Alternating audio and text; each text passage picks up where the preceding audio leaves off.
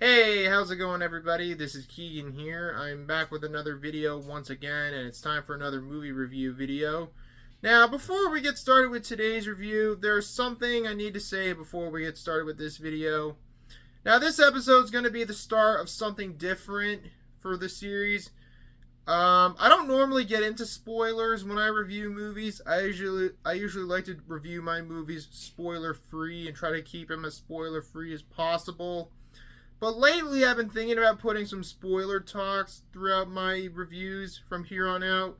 So this is going to be the start of something different. So in this episode, there will be spoilers for this movie that I'm going to be talking about in this video.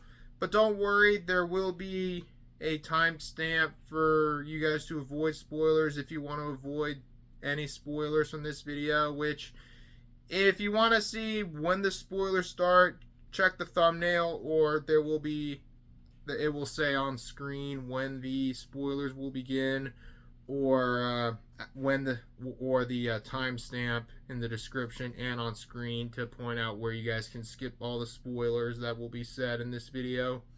So again, there will be spoilers in this video, so if you don't want to see any spoilers, go to this certain point in the video to avoid the spoilers. Well, with that out of the way, let's get started. So today's film we're going to be talking about is the new Ari Aster film, Eddington.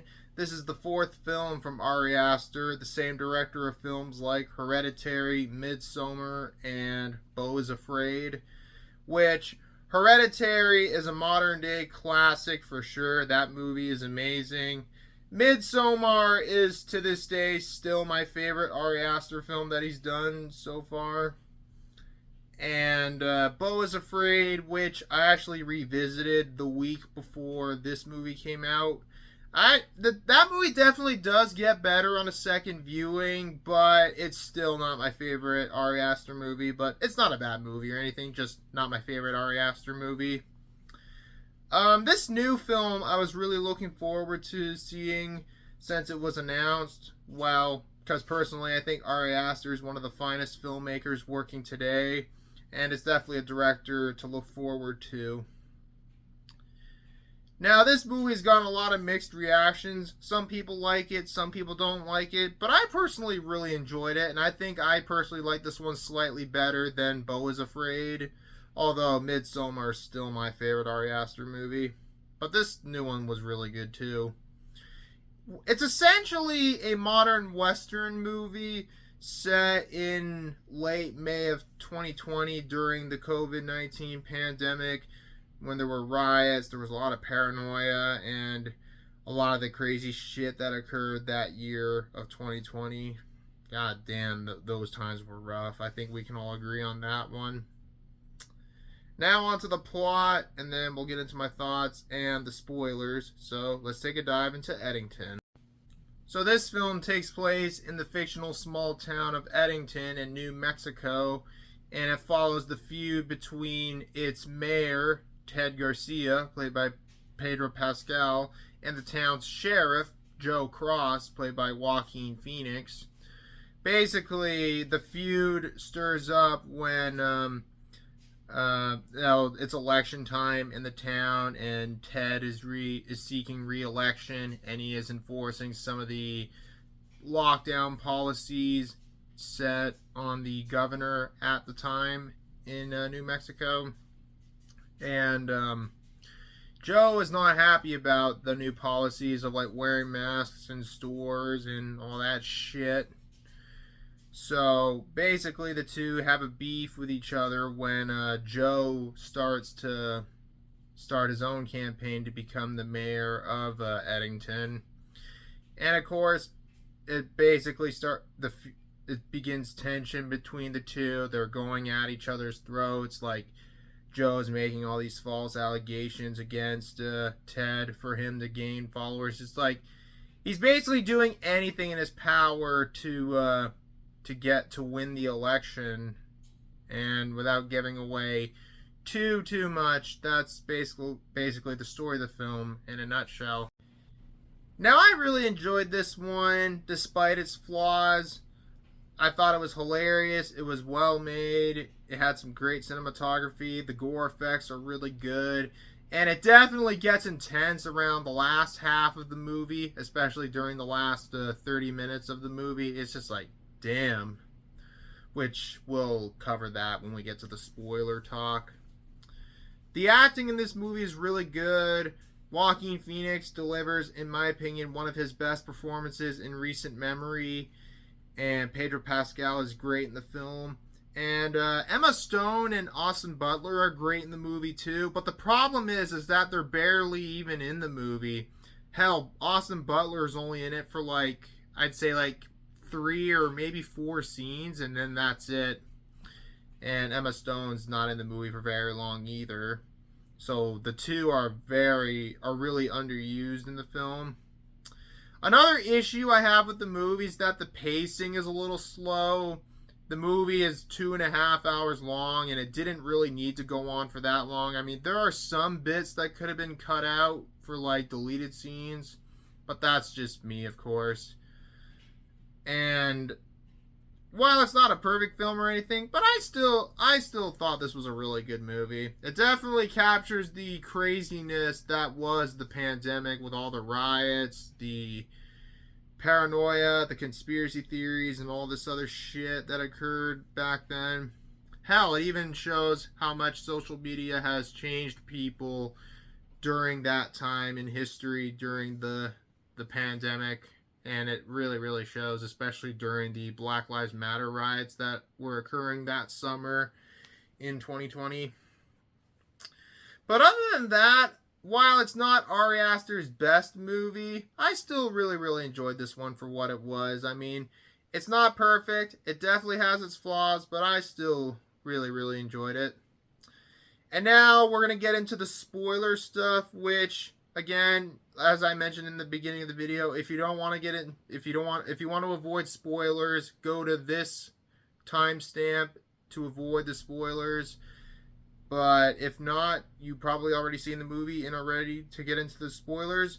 Well, without further ado, let's get on to the spoilers.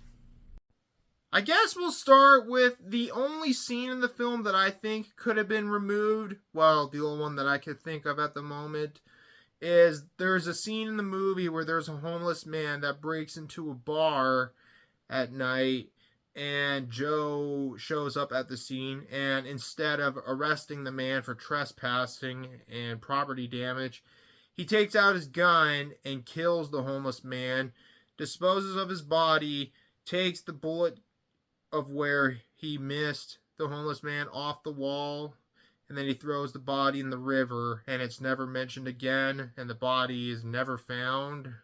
I think that scene could have been removed, or maybe it stays in the film because it might add some context to the scene that occurs afterwards, in which Joe kills Ted and his son at their home with a sniper rifle, and he tries to pin the murder on the Black Lives Matter activists. Well, specifically one of the young activists at the rally during the protesters scene early in the film. And then from that point on, the movie gets really, really intense. It's like No Country for Old Men levels of intensity. Like, towards the end of the film, Joe gets into a gunfight with these men dressed in black, armed with guns, trying to kill him and those close to him. And Joe goes into a weapons store, gets a light machine gun and an assault rifle, and then he runs around the street, killing any of the men dressed in black who was out trying to kill him. And it just reminds me so much of No Country for Old Men around the last half hour during that scene. It was just like, holy shit. The only thing that was racing through my mind at that scene was yeah, this is definitely inspired by No Country for Old Men. And it was just, wow, it's just really, really intense. And I feel the ending could have been a little bit shortened as well. I think the ending kind of goes on a little too long. I mean, we see Joe survives the attack. He's permanently paralyzed and got some brain damage after one of the men dressed in black comes at him with a knife and stabs him in the head. And I'm like, it kind of shocked me that he survived. I'm like, yeah, no, he's dead. He's fucking dead. But nope, he survives. But he is permanently paralyzed and probably has brain damage and cannot speak. It was just, wow. I think it feels like it could have just ended him at the, just ends with him being recorded on the phone of like, what happened to him, like at the ceremony or whatever for this company that was being opened or whatever. I kind of forgot what it was. But then again, if they just ended it there, it doesn't explain what happened to Joe's wife, who leaves him later on in the film, like before the part where Joe murders before he murders Ted and his son. But other than that, I don't really have anything else to say, so I'm just going to end the spoiler talk from here. I guess that's all I got to say for this film. I really enjoyed Eddington, although I will say this, not everybody will like this movie. Some of you might like it, some of you might hate it, but I personally really enjoyed this one for what it was. Although, as I mentioned earlier in the video, Midsommar is still my favorite film from Ari Aster. But I still really enjoyed this film. It's not for everybody, but I really enjoyed it. Anyways, I don't have anything else to add, so I'm giving Eddington an 8 out of 10. Well, that's about the end of this video, you guys. Thank you guys so much for watching. As always, if you enjoyed the video, feel free to leave a like, comment below, and subscribe if you're new to the channel. I do plan to do more spoiler talks in some of my future reviews, so stay tuned for more. But in the meantime, thanks again for watching. Hope you all have a great rest of your day. And until next time, this is Keagan Shepard signing off. Thanks for watching and have a great day, everybody. Peace. Bye-bye.